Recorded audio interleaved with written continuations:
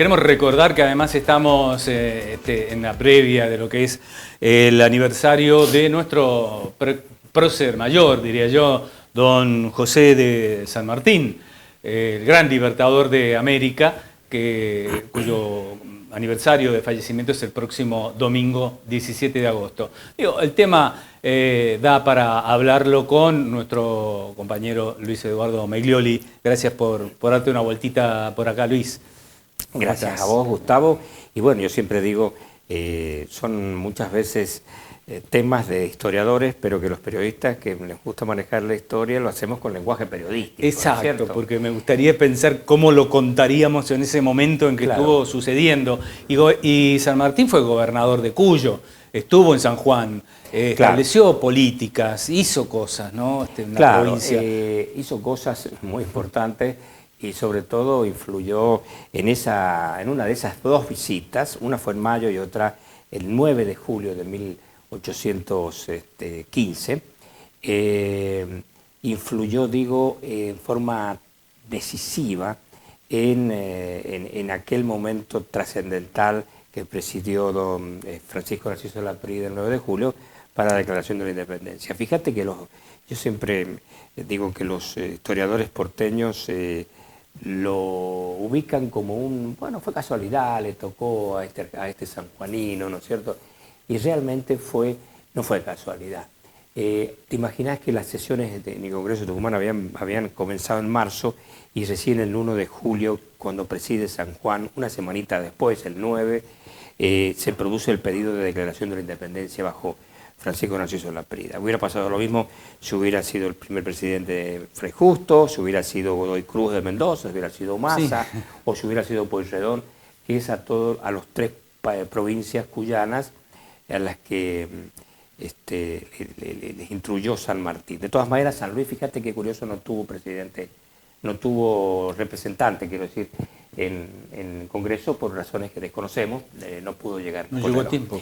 Bueno, pero volviendo al papel del general San Martín, decisivo. ¿Por qué? Porque cuando él proyectó esto que se convirtió en epopeya, ¿no es cierto?, el cruce de los Andes, la liberación de Argentina, Chile y posteriormente de Perú, cuando él lo hizo, nosotros todavía sobrevolaba sobre nosotros el rey de España, Fernando VII, ¿no es cierto? Entonces habíamos logrado el primer grito de libertad, pero no la declaración de la independencia. ¿Por qué era importante para San Martín? Porque era importante porque no se podía ir a luchar contra los españoles si sobre nosotros todavía estaba el rey de España. Porque de alguna manera, fíjate el ejemplo de San Juan. En San Juan, cuando llega la noticia de 1810, del 25 de mayo al 17 de junio de ese año, bueno, acá se viva, se demuestra alegría, es una cosa muy interesante la reacción de los sanjuaninos, pero se escuchó decir viva Fernando VII. Entonces, quiere decir que algo faltaba. Era simplemente un grito de libertad respecto del virrey que teníamos en Buenos Aires. Es decir, nos liberábamos del virrey. Bueno, pero volviendo al general San Martín en San Juan, fue tan importante porque ya había hecho un trabajo muy grande en Mendoza, ¿no es cierto?, en el Plumerillo, de preparación de las tropas, de todo lo que son las necesidades estratégicas de semejante paso que se iba a dar en el cruce de los Andes. Y bueno, y en San Juan quiso hacer lo mismo y por lo tanto sabemos que se nombró al coronel, entonces comandante Cabot, luego coronel, comandante Juan Manuel Cabot, que partió a su vez de San Juan en enero de 1817. Pero quería decir esto, fue importante el papel de San Martín en sus diálogos en San Juan porque había que no solo conseguir tropas, sino también apoyo económico y apoyo en materiales minerales, ¿no es cierto?, como bronce, como cobre. Y ante esa necesidad que era fundamental, por muchas razones, por las armas, por todos los elementos cañones que se llevaban, había que instruir a la gente que estaba vinculada a la minería, que era muy poca, no se le daba importancia a la minería todavía en esa época, sino simplemente si algún día alguien decía, bueno, por allí hay oro, iban a ir a buscar la buscarlo, pero pepita. no había otro, Claro. no había otro motivo, no había otra necesidad, y eso fue lo que impuso el general San Martín, formando personal para ir a, bueno, a extraer esos minerales que se necesitaban y que se logró. Se logró, había sucedido también en Mendoza y en San Juan en Hualilán. Fíjate vos que fue ya en ese momento, en uno de los lugares donde las tropas de San Martín consiguieron. Las tropas sí, y bueno, y todos aquellos que colaboraron. Lógicamente luego aparece Fray Luis Beltrán, ese genio, que bueno, nació en San Juan, por ahí algunos historiadores dicen, no, nació en Mendoza, porque realmente estuvo en Mendoza trabajando arduamente en todo lo que fue la transformación, ¿no es cierto?, de las minas, de lo que fue la plata, el bronce, el cobre, para la formación luego de las armas. Sobre todo de las armas, pero también de todo lo que fue los elementos que se necesitaban para el transporte de ropa, el transporte de alimentos y de tantas cosas que llevaban en esos momentos las tropas. Y nosotros tenemos que recordar entonces al general San Martín por muchas cosas, pero en San Juan por ese paso tan importante que dio al que venir aquí a reunirse no solo con los dos diputados, como de alguna manera vos alguna vez lo recordaste también, sí.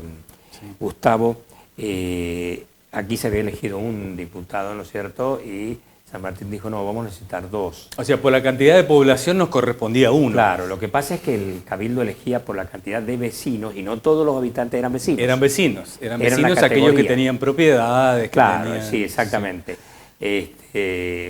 Eran gente importante, claro, así. Sí. Pero en ese, San Martín dijo, no, bueno, olvidémonos de esa distinción, contemos cuántos habitantes hay, bueno, claro. Se justificó.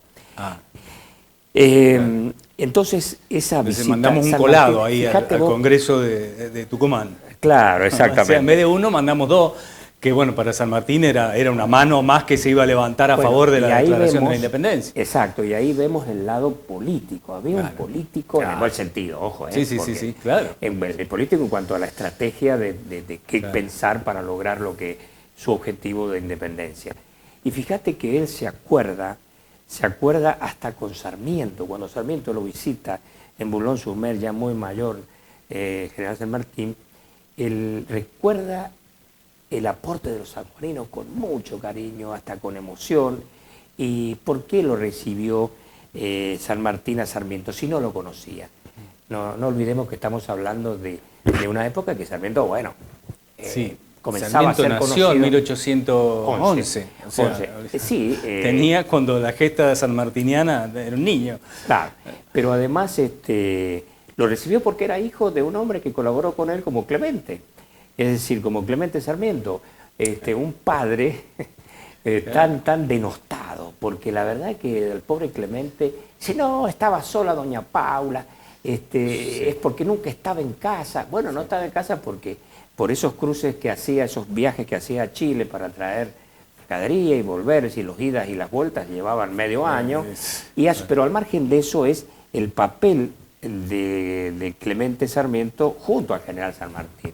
O sea, lo tenía muy claro San Martín, por eso recibió a Sarmiento. Pero lo que íbamos es que el general San Martín le puso de manifiesto a Sarmiento el agradecimiento al gran aporte de los sanjuaninos a sus proyectos liberador, ¿no es cierto?, libertador.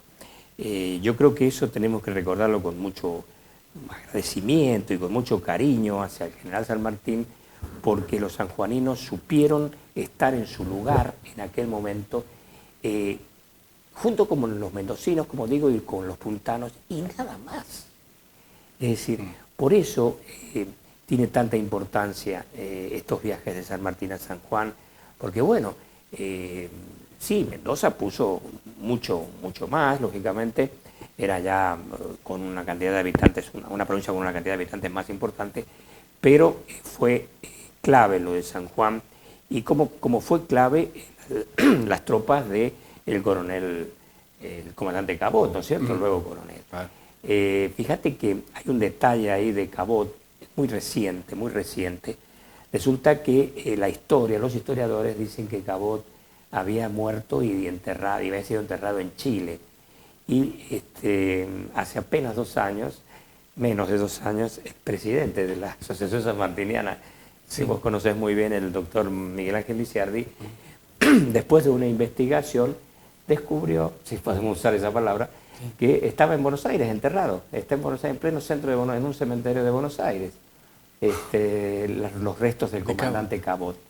Y yo creo que eso es lindo saberlo, porque bueno, fue un hombre clave entre nosotros. Hay testimonios no solo de su partida de... La columna de Cabot fue fundamental. La columna de Cabot, que hizo su primera parada en Albardón. Ahí también hay un lugar en Albardón donde se manifiesta a través de una placa esa primera parada de las tropas al mando del comandante Cabot. Y recordemos también que San Martín no era de escribir mucho, ¿no es cierto? Porque además se privaba de los elogios, es decir, no que no le gustaba que lo elogiaran, no le gustaba ningún agasajo, evitaba todo ese tipo de distinciones, de honores, sí, efectivamente. Y eso también habla excelente de él. Fíjate que ese es un aspecto que nada más y nada menos que el doctor René Favaloro, mirá qué curioso, lo destaca en un libro sobre San Martín, escribe sobre San Martín, y destaca las virtudes humanas que él había investigado después de mucho tiempo, desde el punto de vista de su condición de médico, que por supuesto los médicos tienen que aprender sobre todo lo que es el lado no precisamente quirúrgico, médico, etcétera, del ser humano, ¿no es cierto? Conocer también lo otro, el lado ese que bueno, lo destaca a las personas por alguna razón. En este caso, advirtió todas esas virtudes en San Martín y sobre todo habla de su desprendimiento, su falta de ego, ¿no es cierto? Su generosidad. Su generosidad, esa sería la palabra. Quedó claro también en esa reunión que tuvo con Bolívar, ¿no? Claro, donde prácticamente un poco lo realza, lo enaltece a Bolívar por encima de la majestuosidad de su obra liberadora entre nosotros, ¿no es cierto? Y un detalle también importante es que cuando se produce la liberación de Perú, bueno, la presencia de José Ignacio de la Rosa junto a él, que ya fue tan importante y que lo conoció, como vos decías, cuando era gobernador intendente, ¿no es cierto? Porque lo nombró gobernador aquí. Tan importante fue el aporte de Ignacio de la Rosa a San Martín en aquel momento, que hoy Ignacio de la Rosa es ciudadano ilustre del Perú. ¿En serio? No sabía. Sí. Eso es muy importante que los sanjuaninos lo sepamos, que tengamos ese documento. Sería bueno tener ese documento por el cual el Congreso o el presidente en su momento declara ciudadano ilustre a este sanjuanino ilustre, porque recordemos que se tuvo que ir porque lo mataba su cuñado, que era Luzuriaga, no sé si recuerdo bien el apellido. Aquel interventor, que lo sacó del poder en aquel momento, y que bueno, por esas cosas del destino era hermano de la esposa de Ignacio de la Rosa, y corría riesgo de que lo asesinaran, y bueno, se tuvo que ir. Y murió en la más alta pobreza en Perú, ¿no es cierto? Pero ¿cómo lo reconocen los peruanos a este sanjuanino?